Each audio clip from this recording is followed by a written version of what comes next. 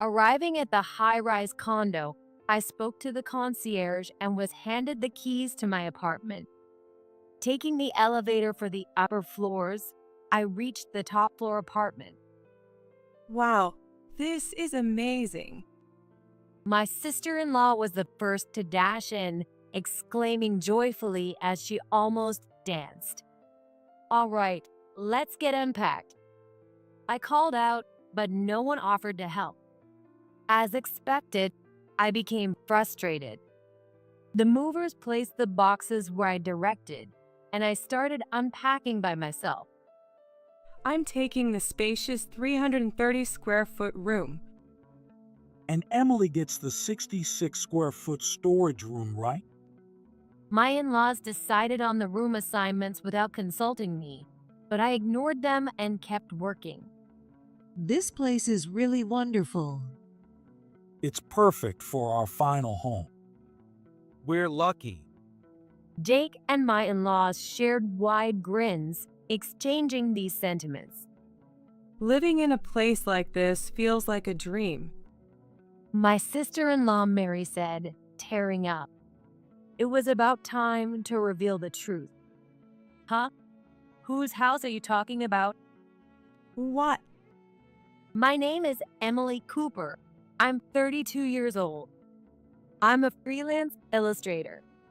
I originally worked for a major publishing company, but went independent and now mainly take on jobs from my old company while also starting to work as a children's book author.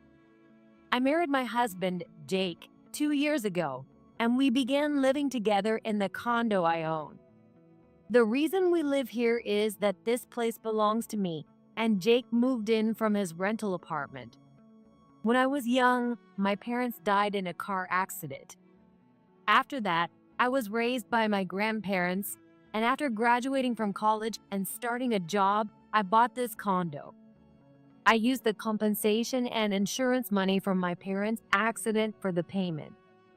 My grandparents didn't touch that money, raised me, and gave it to me to use for myself when I graduated from college. I bought this place because my grandparents moved into a nursing home. My grandparents had reserved a place in a facility for themselves once they finished raising me. They didn't want me to bear the burden of caregiving. After thinking it over, I bought this condo because it was a direct train ride to my job and convenient for visiting my grandparents' facility.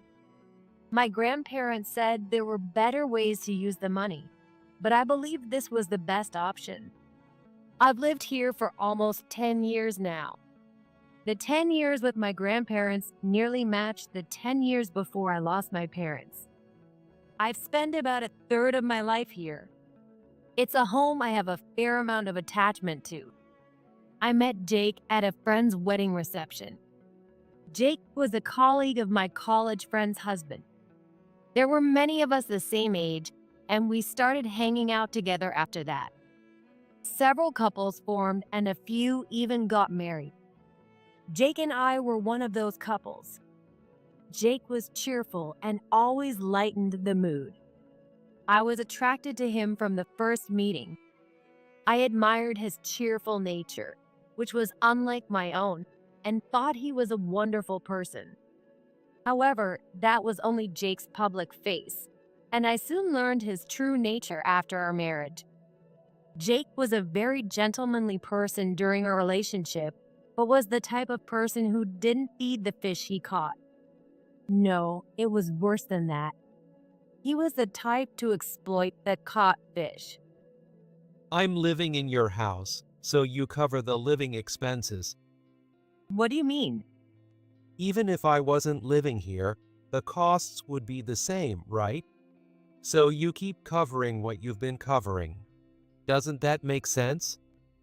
Sure, my condo is fully paid off with no remaining loan.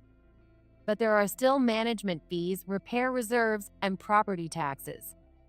I also pay for parking since we have a car. So, those are expenses you'd pay even if I wasn't here, right? That's true, but Then there's no problem if you keep paying them as you have been, right? It seemed logical at first glance, but it was still wrong. But Jake, you're going to be living here too, and we agreed to split the living expenses, right? I'd really appreciate it if you could contribute. When I said that, Jake's eyes narrowed sharply, and he snapped back. You're such a money-grubbing woman. I never thought you'd be such a miser. I was too shocked to respond. From my perspective, it was natural for us to be equals as a couple going forward. I assumed he'd naturally share the expenses of the home we were going to live in together. I'm not saying I won't contribute a single cent. I'll cover half of what I use. But you're the owner of this house, right? In other words, since the property belongs to me, the expenses should be my responsibility. I'll cover my other expenses myself. Isn't that good enough? Reluctantly, I agreed to his demands. At first, Jake did pay half of the living expenses as he said he would, but only the amounts I billed him for. This month's electric bill was this much. That's quite high. Are you wasting electricity working from home? I had quit my job during our dating period and started working as a freelance illustrator. While I occasionally went out for meetings, most of my work was done at home. That seems unfair. Jake first brought up the utility bills. Unfair? What do you mean? I work outside almost all day. Why should I pay for the electricity you use working from home? What a ridiculous argument. I was too dumbfounded to respond. I only use a little electricity when I'm home before bed, so I shouldn't have to pay half. Jake said this and began paying only a fraction of the utilities. He used the same logic for gas and water bills. Even so, I tolerated it at that time. Indeed, Jake was home only briefly each day. While utility costs had certainly increased with one more person, it was impossible to pinpoint exactly who used what amount. Despite his complaints, Jake did share the living expenses, so I quietly accepted his terms. Looking back now, I realize how foolish I was. But at the time, I thought it was the best way to avoid conflict early in our marriage. Rather than arguing about something weird at the start of our marriage, I thought it was better to endure this and have a peaceful married life. That's the conclusion I came to. Except for the money issue, Jake was the same cheerful and fun person he was before we got married. Of course, the money issue always lingered in the back of my mind, but I never had financial difficulties even without Jake's contribution, and I valued our happy times together more. However, those supposedly happy times gradually became precarious. Another overtime. Seriously, they need to give me a break. Jake said, looking annoyed, and started coming home later. Isn't all this overtime taking a toll on your health? The guidelines say working more than a certain number of hours a month is dangerous. According to the Department of Labor, it should be under 45 hours a month. You don't get it. Those numbers are just for show. A top-notch salesperson doesn't only work the hours they clock in. Jake mocked and told me that. You've pulled all-nighters to meet deadlines, right, Emily? Yes, that's true. That's what I mean. Don't be fooled by surface numbers. I graduated from an art university and started working as an illustrator. So, I really don't know anything about sales jobs. When Jake put it that way, I had no choice but to believe him. Okay, but please don't overdo it. I got it. You're so kind, Emily. I won't push myself too hard. Jake would say this while gently holding my shoulder. I tried to believe in Jake's kindness, as if believing was the only way to keep my peace of mind. A year passed with Jake gradually betraying me. When people are given a lot of pain at once, they can react, but when it's given little by little, they eventually become numb. Jake's betrayals accumulated. Even though it had grown quite large by then, I was just putting up with it a little. That's how I spent my days. In other words, I turned a blind eye and lived in peace. Then suddenly, a big event happened. My family is coming over soon. Is that okay? One morning, Jake suddenly said this. You mean Brian and Kate? And my sister too. I had visited Jake's parents' house once before we got married. Jake's parents lived in a small, old house in the countryside. The house was quite old, with various parts showing signs of age, but Jake's parents, Brian and Kate, lived there alone. At that time, Jake's sister, Mary, had already married and moved out, so I couldn't meet her.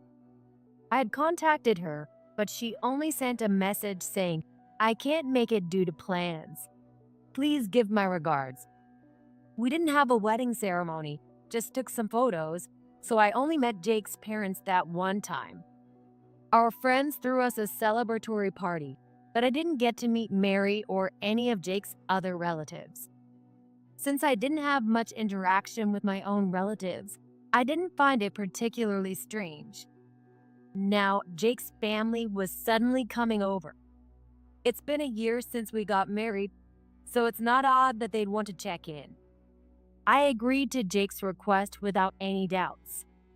A week later, Jake's family arrived at our house as planned. This is Jake's place? It's not very spacious, is it? That was the first thing Jake's family said upon entering. Of course, it's not very spacious. Originally, I bought this house for myself. It's a 3-bedroom condo with a large living and dining area. One room is mostly a guest room, and I use the remaining 2 rooms as my workspace and bedroom. When Jake started living here, he wanted a space to work from home too, so I gave up my workspace for his study, and now I work in the living room. It's plenty of space for the 2 of us, and we have no inconveniences. As I was thinking this, Kate entered, followed by Mary, whom I was meeting for the first time. Really, it's smaller than I thought. Are we all going to live here? It's small, but bear with it. They say any place becomes home if you live there long enough, right? Well, it's better than nothing. I'll put up with it. Put up with it? How long do they plan on staying?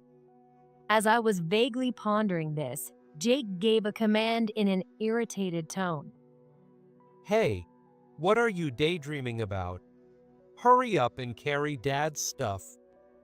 What? Oh, sorry. So, which luggage is theirs? If they were just staying for a bit, it should be a duffel bag, right? I thought and looked around inside the entrance, but there was nothing. What are you looking at? Look at outside. I quickly glanced out into the hallway and saw about 10 cardboard boxes wrapped up. Cardboard boxes for a visit to their son's house. I didn't understand, but leaving these boxes in the hallway would be a nuisance to the other residents. Luckily, the boxes weren't too heavy, and I managed to bring them all into the living room by myself. The living and dining area is quite large, and though the boxes were in the way, I found space to stack them without much trouble. During this time, Jake and his family sat chatting. Once you've finished moving the boxes, make some tea. Everyone's tired. The situation was so overwhelming that I moved reflexively to Jake's words without thinking. She's really an unhelpful wife. The future looks bleak.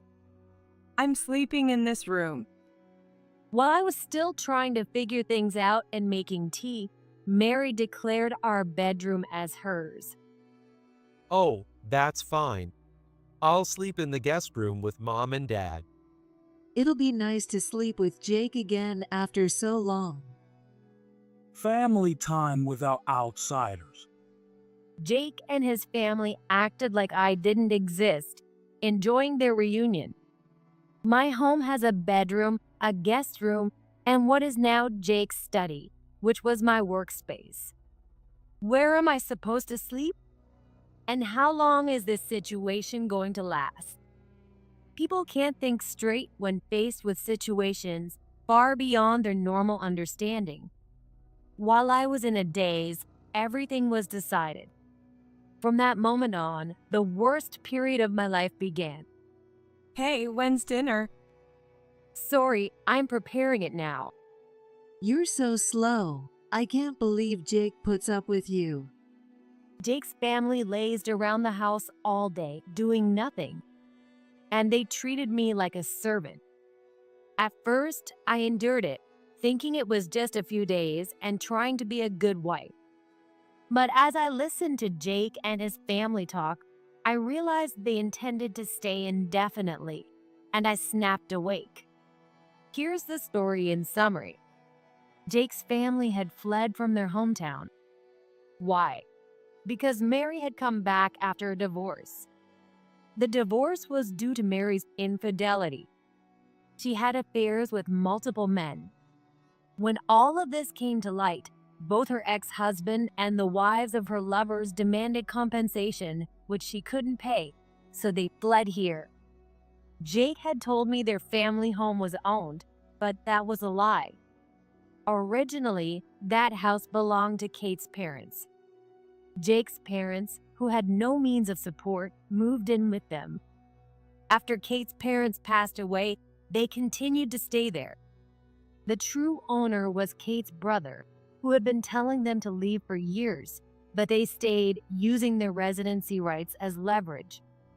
Kate's brother wanted them out, but since he had his own house, he couldn't forcefully evict his sister's family, so he kept asking them to leave without taking further action.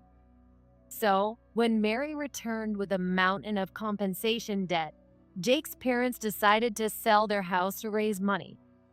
Kate's brother was understandably furious when he found out.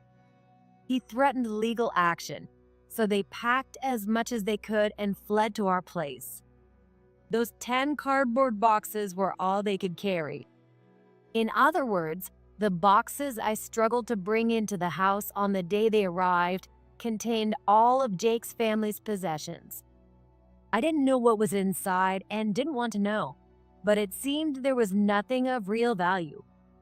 All things considered, Jake's family had come to us penniless, and from now on, they will live by parasitizing us. Jake, being miraculously smart and good at studying, graduated from college on a scholarship.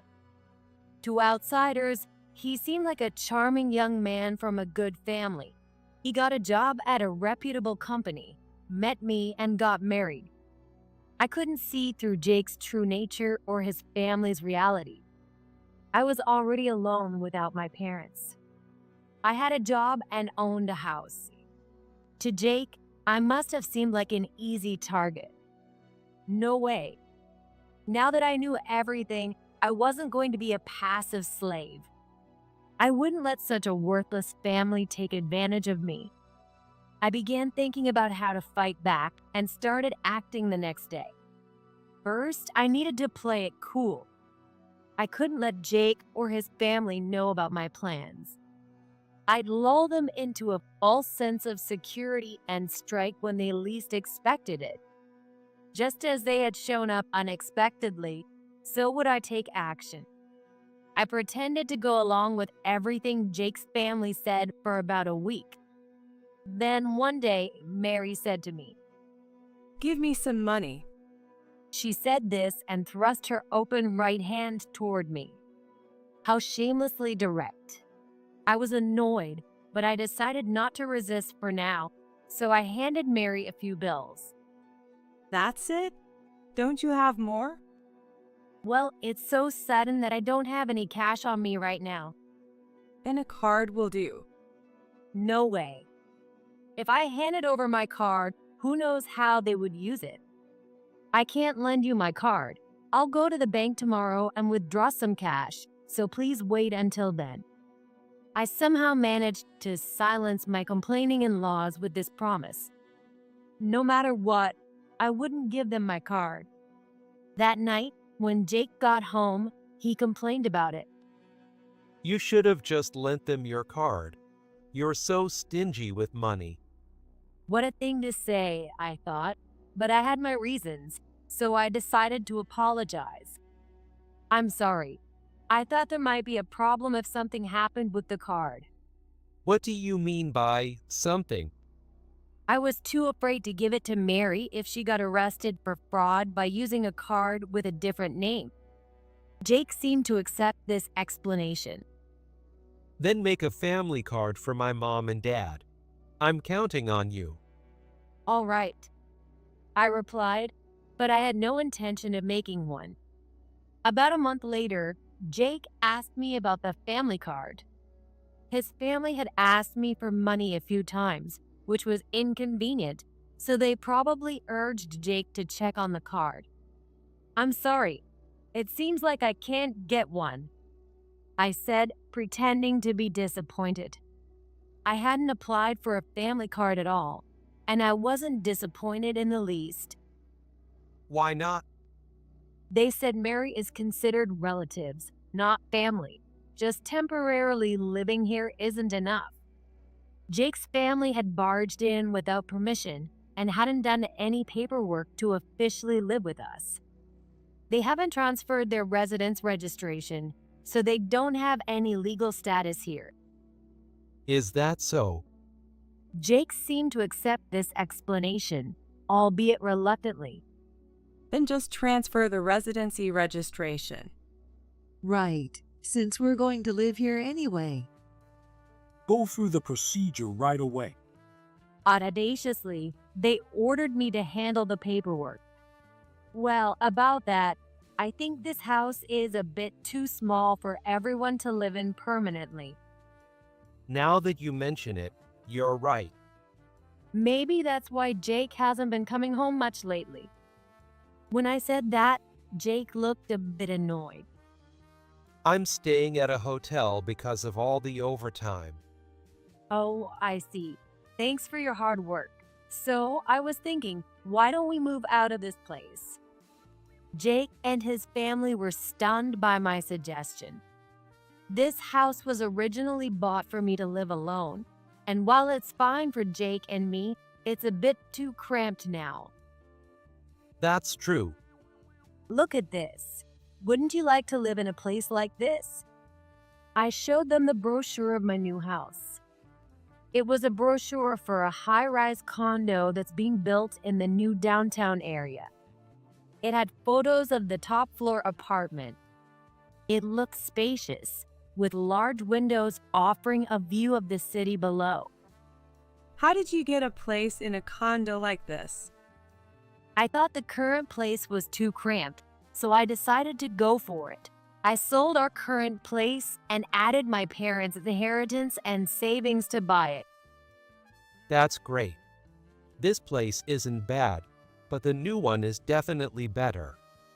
Mary and Jake, who had been looking skeptical, quickly changed their tune upon hearing that it was already paid for. You're finally showing some sense. I'm starting to see you in a new light. That's right.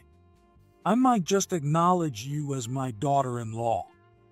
Jake's parents nodded and smiled at each other. And just like that, the moving plans were settled smoothly. About a month later, the moving day finally arrived. It was a bit sad to say goodbye to the home I had lived in for so many years, but this was for a brighter future. After loading our belongings onto 2 trucks, we headed to our destination in 2 taxis. Arriving at the high-rise condo, I spoke to the concierge and was handed the keys to my apartment. Taking the elevator for the upper floors, we reached the top-floor apartment. Wow, this is amazing. Mary was the first to burst through the open door, exclaiming and almost dancing. All right, let's get everything unpacked. I called out, but no one offered to help. As expected, but it still made me angry. The movers placed the boxes where I directed, and I started unpacking by myself. I'll take the spacious 330 square foot room. And Emily gets the 66 square foot storage room, right? My in-laws decided the room assignments on their own, but I ignored them and kept working. This place is really wonderful. It's perfect for our final home. We're lucky. Jake and his family exchanged these sentiments with broad smiles. Living in a place like this feels like a dream. Mary said, tearing up.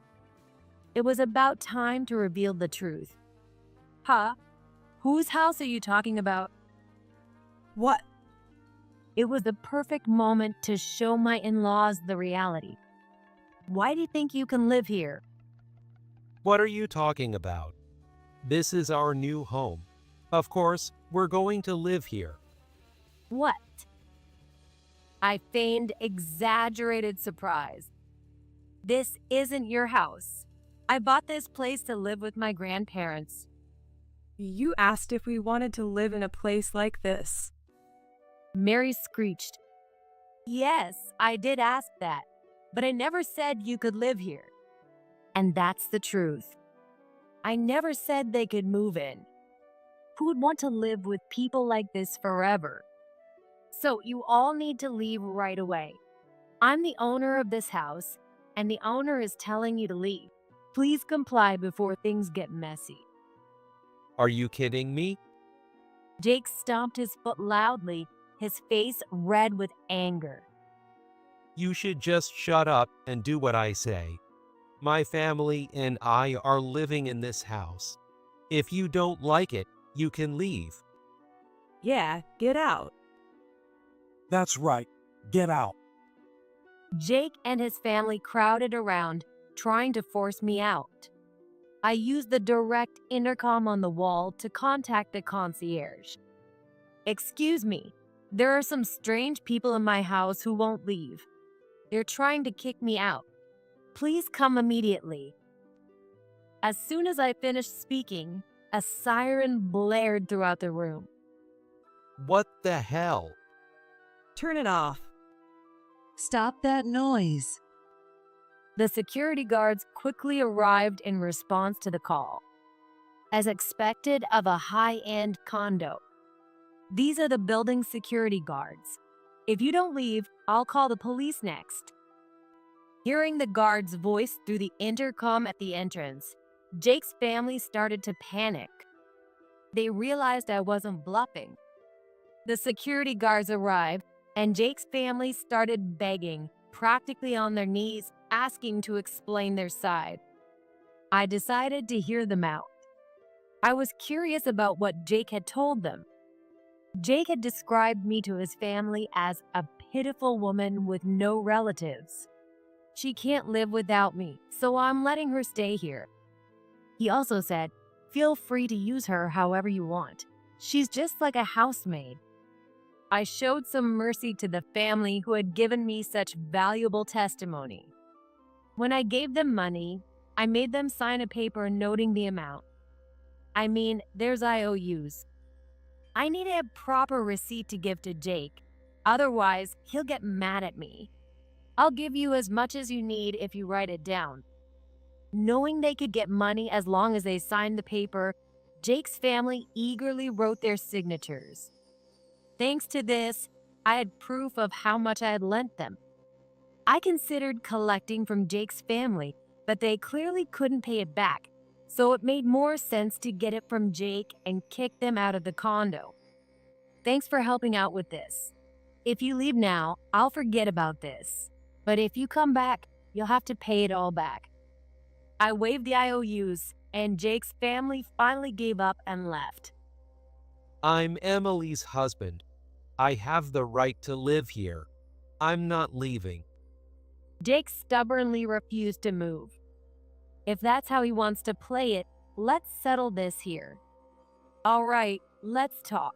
But if you do something crazy, I'll call the guards right back. I thanked the guards and asked them to leave for now.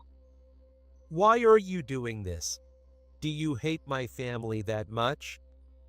Of course, they barged in here, tricked me, and treated me like a slave. I said sharply to Jake. Fine. If you hate them that much, I'll ask my parents to leave. But I can stay, right? Unbelievable. He was willing to abandon his family just to stay here. What a pathetic man. No, you need to leave too. Why? We're married. I handed him a file. What's this? Jake turned pale as he looked inside. She's a lovely young lady. I've heard she's been living with you half the week recently. The file contained evidence of Jake's affair. There were countless photos of them holding hands and entering hotels together. Jake had started seeing her right after we got married. You told her you'd leave me and move into the condo with her. That's what you said. That's a lie. Who told you that? I turned on the voice recorder I was holding. The voice of Jake's mistress played, and Jake froze. It was evidence provided by the private investigator I hired. The investigator approached the woman and kindly informed her that Jake was married, recording her reaction. The woman proudly said, Jake is going through a divorce, and once he kicks out his ex-wife, we're going to live together in his condo. Jake had told his mistress, I want to separate, but my wife refuses to agree to the divorce. Once she's exhausted from being mistreated by my family, she'll leave quietly.